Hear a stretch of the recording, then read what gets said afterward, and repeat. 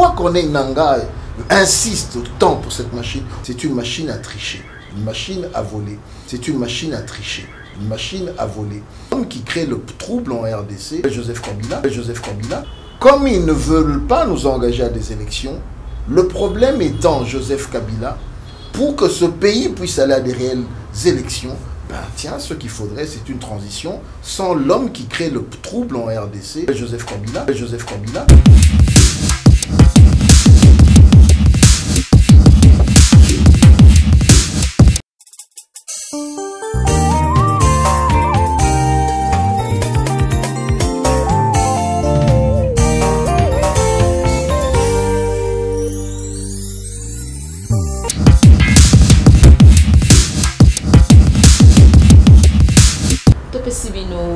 La Maman Africa, toujours là pour vous informer à travers Congo Impact News. Bayibo Kaboebi, Malamu Mukolo, Yalobi, le président Félix Tshisekedi, il y a ça qui plein à craquer.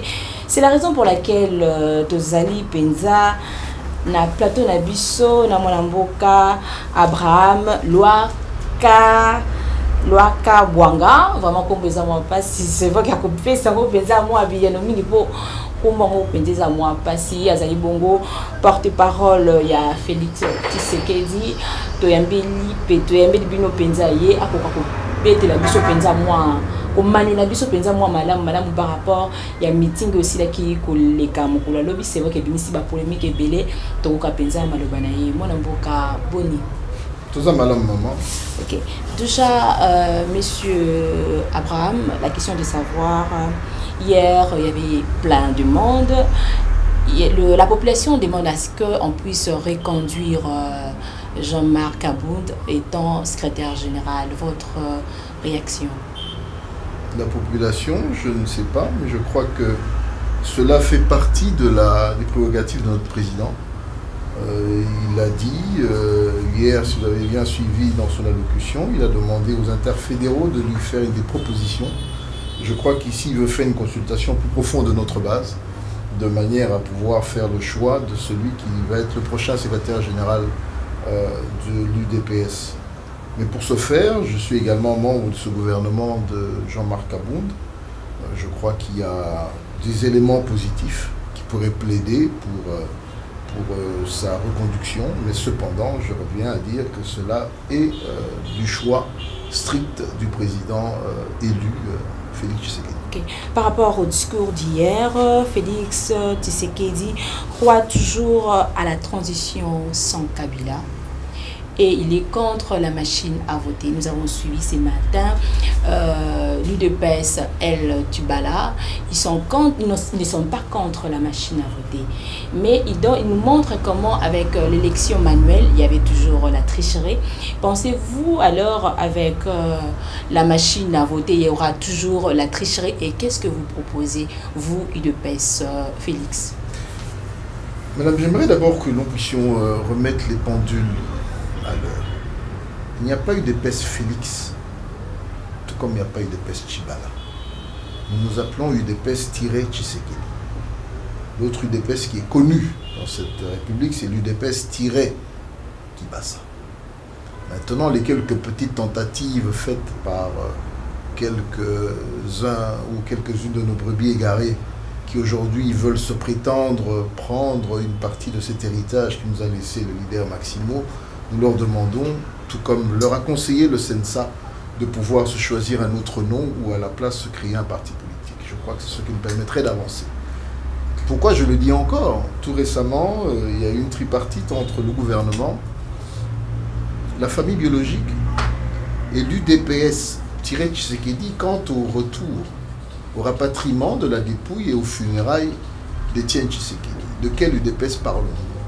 Lorsque nous redevenons sérieux, lorsque nous lisons et lorsque nous voulons faire de la politique, nous savons et considérons qu'une seule UDPS qui s'appelle l'UDPS-Tshisekedi, dont le siège se trouve à Limité.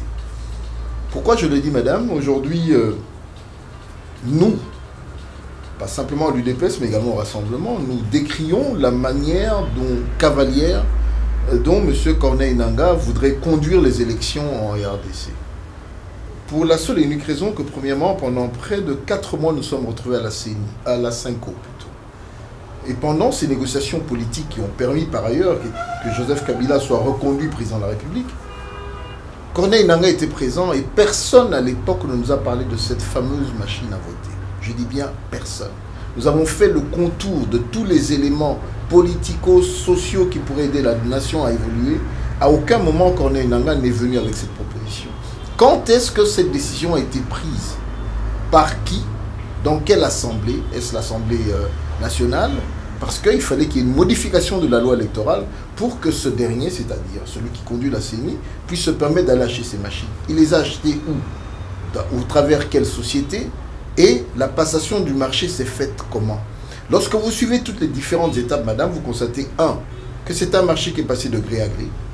De deux, même le pays d'origine où ces machines sont fabriquées, la Corée du Sud, s'est permise au travers de son ambassade pour dire « Nous ne nous sommes pas engagés et nous désavouons le constructeur de ces machines. » Donc, madame, je crois que tous les éléments ici sont mis d'une manière claire pour nous démontrer, comme nous le disons, nous l'avons resurnommé, ce n'est pas une machine à voter, c'est une machine à tricher, une machine à voler. Et je crois que M. Corneille Nangaa a encore le temps aujourd'hui de revenir en arrière. Vous savez, le décompte des voix, que ce soit par les urnes, d'abord, il y a un problème de loi. Je vais vous donner un exemple. Pour que vous puissiez voter avec cette machine, vous devriez être assisté. Donc, ce qu'on appelle le caractère secret du vote disparaît. C'est-à-dire, lorsque vous, madame, vous allez voter, si nous gardons cette machine, quelqu'un devrait être à vos côtés pour vous assister. Pourquoi cela se fait-il de cette manière? Alors que le vote est secret, ça voudrait dire vous rentrez, vous faites le choix de votre candidat et vous sortez. Qui nous dit pas que toute personne qui viendrait voter serait influencée d'une certaine manière? Aujourd'hui, lorsque vous discutez avec les informaticiens, ils vous diront que c'est un problème d'application. Il suffit simplement qu'il y ait des paramètres qui sont modifiés. Une photo peut porter le nom d'une autre personne. Vous pouvez faire un choix et la machine va parce qu'elle est encodée à l'intérieur. Nous l'avons démontré plus d'une fois et je crois que nous devons suivre l'exemple d'ailleurs. 200 millions de votants, madame, en URSS. En une journée, ils ont été capables de donner le résultat. Nous croyons que des pays comme l'Inde, où il y a près de 800 millions de votants, ont pu faire des élections sans cette machine à voter, sont des grands pays. Excusez-moi. Il y a assez de temps. Madame, nous avons tout le temps. Pourquoi on nous dit qu'on n'a pas assez de temps? Pourquoi on n'a pas assez de temps? Pourquoi subitement, et j'insiste et je reviens, pourquoi Corneille Nangaa insiste tant pour cette machine? On nous dit qu'on veut gagner le temps. De quel temps? Et plus grave encore, madame, lorsque vous faites les élections à travers cette machine, c'est elle qui vous renvoie là, en fin de journée les éléments, même pas un centre de compilation local, c'est-à-dire les résultats vont directement aller à la CENI. Or, la loi demande que les observateurs des différents candidats, des différents partis politiques, puissent faire à la fin le relevé, faire un constat, et c'est ce document-là qui est envoyé au niveau des centres de compilation. Donc, madame, en amont, tout comme en aval, nous sentons qu'il y a ici une volonté de déstabiliser et de décrédibiliser les élections à venir. Donc, s'il y a ceux qui aujourd'hui, lorsque vous avez parlé de M. Tshibala et de ses amis, ils sont aujourd'hui au pouvoir et vous savez ce que la loi dit. Lorsque vous êtes dans un gouvernement, vous perdez votre caractère d'opposant. Donc aujourd'hui, M. Bruno Tshibala et ses amis font partie de cette majorité kabyliste et je ne le vois pas dire autre chose que ce qu'il vient de dire. Et que dites-vous, parce que nous avons tous suivi le discours. Vous êtes là juste pour conduire à ce qu'il y ait la transition sans Kabila. Madame, vous savez, nous avions été avant-gardistes. Depuis 2016, du vivant du docteur Étienne Tshisekedi, nous avions parlé d'un régime spécial. À l'époque, nous avions été incompris. C'était après le second conclave du rassemblement.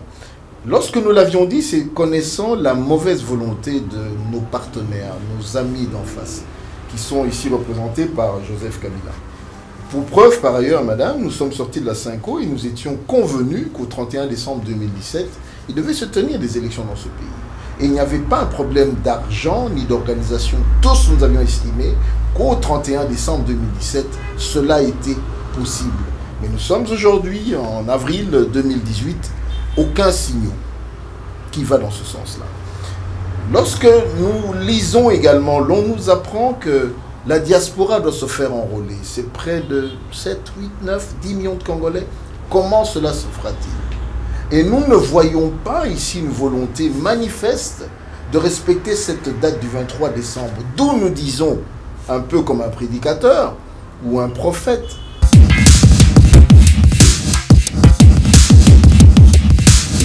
comme ils ne veulent pas nous engager à des élections, le problème étant Joseph Kabila, pour que ce pays puisse aller à des réelles élections, ben tiens, ce qu'il faudrait, c'est une transition sans l'homme qui crée le trouble en RDC, l'homme qui empêche les Congolais de dormir correctement, l'homme qui empêche les Congolais de pouvoir se choisir un futur et un meilleur futur.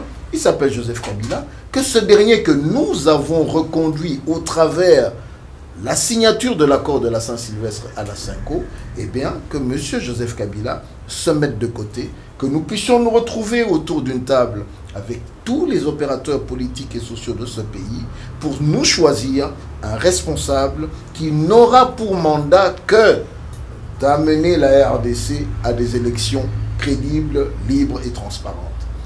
Madame, je peux me tromper.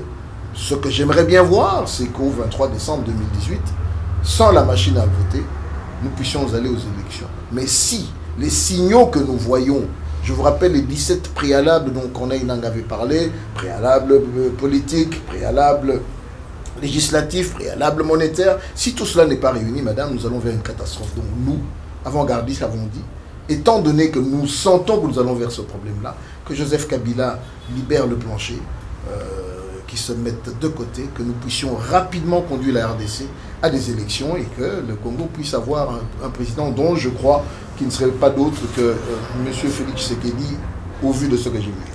Vos amis de IDPS Tubala estiment que la transition sans Kabila c'est un rêve. Pourquoi ne pas chercher notre solution au lieu de dire toujours qu'il y aura la transition sans Kabila à quelques mois des élections? Madame, ça me fait mal de voir... Et vous êtes, votre élite est à la non-violence. Et qu'est-ce que vous allez mettre vraiment en marche, en fait, qu'il y ait vraiment ces transitions? Parce que c'est pas facile, hein? Vous n'avez pas d'armes et tout comme ça. Madame, cela fait mal d'entendre les hommes congolais, politiques congolais, ne jamais respecter leurs paroles. Vous êtes de la presse, je vous inviterai à faire quelques fouilles. Vous constaterez que M. Bruno Tshibala, à l'époque porte-parole de l'UDPS et même porte-parole du Rassemblement, avait défendu corps et âme ce que nous avions appelé à l'époque le régime spécial, qui n'est autre que, ici, la mise en application de ce que nous appelons aujourd'hui une transition sans Joseph Kabila. Mais aujourd'hui, comme nous le disons facilement, lorsque tout le monde se retrouve à la mangeoire, lorsque tout le monde se trouve du bon côté je peux dire, du mur, avec tous les avantages politico-financiers qui s'entourent, et ben, chacun ou certains oublient ce qu'ils ont dit hier. Mais il est important de rappeler à ces chers messieurs que nous recherchons l'excellence dans ce pays. L'excellence, c'est quoi? Être un homme de parole. Ce que vous avez dit, c'est ce que vous devez garder. Ne changez pas parce qu'aujourd'hui, vous avez vos intérêts. Parce que je suis sûr, madame, que demain, Bruno Tshibala, lorsqu'il ne sera plus Premier ministre, il reviendra avec un discours peut-être d'opposant, tout simplement pour plaire aux Congolais, croyant que les Congolais sont naïfs. Mais ce peuple en qui je crois a une grâce particulière, c'est qu'il a appris, il est mature. Aujourd'hui, on ne va pas le manipuler. Il sait ce qui se passe et il est avec nous. Quand je dis il est avec nous, acquis vers un changement, vers un meilleur Congo, un Congo développé sur des bases légales, un Congo où chacun sera en face, où il n'y aura personne au-dessus de la loi. C'est le rêve que nous proposons aux Congolais en disant nous voulons un état de droit et nous allons y arriver avec l'UDPS, avec à sa tête Félix Tshisekedi. Selon Actualité.cd, le gouverneur Denis Kambayi a nommé des ex-miliciens Kamwina Sapou pour sa protection et cette unité s'appelle Garde civile. Que pensez-vous? Madame, c'est vous qui m'informez, mais je ne saurais faire un commentaire parce que cela vient de vous. Je ne sais pas quand est-ce que M. Denis Kambayi l'a fait. J'étais à Kananga il y a 3 semaines pour enterrer mon père. J'ai eu l'honneur de le rencontrer. Il est venu à nos obsèques, mais je ne pourrais faire un commentaire sur un dossier. Mais ce serait malheureux de constater, madame, qu'à ce moment-là, quel est le rôle, quel rôle est-il dévolu à la police, à l'armée? Sont-ils défaillants pour que M. Kambaï crée, lui, une milice parallèle? Ce sont des questions importantes qu'il faudrait se poser. Ici, je tiens par ailleurs à remercier, à féliciter la police, parce que hier, Kinshasa n'a pas vécu des coups de lacrymogène, personne n'est mort, personne n'a reçu une balle perdue. Donc je crois que cette police, lorsqu'elle veut faire son travail, elle le fait bien. Maintenant, il faut se poser des questions, madame. Pourquoi tous les dimanches, nous sommes retrouvés à la messe avec le CLC? Il y a eu des morts, il y a eu des blessés, il y a eu des disparus. Pourquoi Rossi a-t-il été tué froidement, alors qu'hier, madame, plus de 100 000, 150 000 Congolais se sont rendus à la place Sainte-Thérèse. Nous sommes rentrés, ça nous a pris 2 heures de Ndjili jusqu'à Limité. Il n'y a pas eu un seul incident, pas une montre volée, pas un téléphone volé, pas un ligablo cassé, pas de mort, pas de... Donc mais ça crée des embouteillages. Madame, les embouteillages, c'est tout à fait normal. Dans cette joie que les Congolais se déplacent à cette heure-là, je crois que c'est peut-être la seule défaillance de ceux qui gèrent la ville de Kinshasa, sachant qu'il allait avoir un grand monde. S'ils avaient cru en nous, comme ils le font pour le PPRD, ils allaient mettre des bus à la disposition de l'UDPS. Ok, voilà, nous sommes vraiment à la fin. Il y a une dernière question à savoir par rapport à l'actualité toujours. La SADC note des avancées positives en RDC et renonce à dépêcher un envoyé spécial en RDC en rapport avec la situation politique. Vous êtes d'accord avec la SADC? Madame, croyez-vous que quelque chose a changé dans ce pays quand vous êtes réveillé ce matin? Ça, c'est de vous à moi. Qu'est-ce qui a changé? Déjà, je me suis réveillé ce matin, madame. Du fait qu'on vous a accordé facilement de tenir votre meeting. J'habite Ngaliema, ma campagne, le quartier le plus huppé de la ville de Kinshasa. À 4 h du matin, j'ai plus d'électricité jusqu'à ce matin à 9 h. Je risquais de perdre tout ce que j'avais, le peu que j'avais dans mon frigo. Moi, j'aimerais que le quotidien du Congolais change. Vous savez, la SADC vient, c'est vrai, elle se base sur des éléments qui lui sont fournis. Nous attendons l'OIF, l'Organisation internationale de la francophonie, qu'elle vienne évaluer, parce que nous devons avancer. Lorsque l'on nous dit qu'on constate des avancées, les avancées seront lesquelles? Est-ce qu'on a nettoyé le fichier électoral? Est-ce que nous sommes convenus pour qu'il n'y ait plus cette machine pour que nous puissions aller aux élections? Ça, je crois que c'est important. Et poser la question à la maraîchère congolaise. J'ai appris, madame, il y a quelques 10 jours, que l'APUKIM était en grève. Je ne sais pas si la SADC est au courant que les professeurs de l'université de Kinshasa sont en grève. Sont-ils au courant que la famille de Rossi cherche le corps de leur enfant jusqu'à ce jour?